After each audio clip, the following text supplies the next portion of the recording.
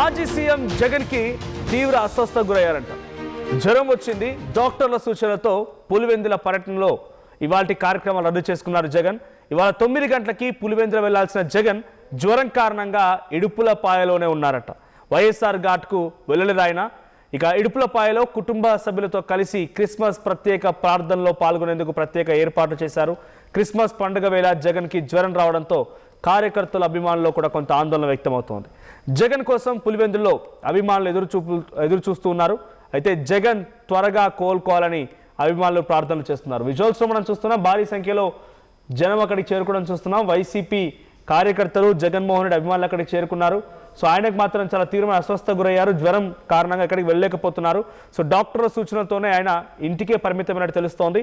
9 గంటలకి ఆయన షెడ్యూల్ ఉంది, కానీ ఆ జ్వరం కారణంగా ఇడుపులపాయలోని వైఎస్ఆర్ ఘాట్కు వెళ్ళలేదు ఆయన. సో ఇడుపులపాయలో తన కుటుంబంతో క్రిస్మస్ వేడుకలకు కూడా అన్ని రకాల ఏర్పాట్లు చేసినప్పటికీ ఆయన జ్వరం కారణంగా ఆ వేడుకల్లో పాల్గొనే అవకాశం చాలా తక్కువ కనబడుతోంది.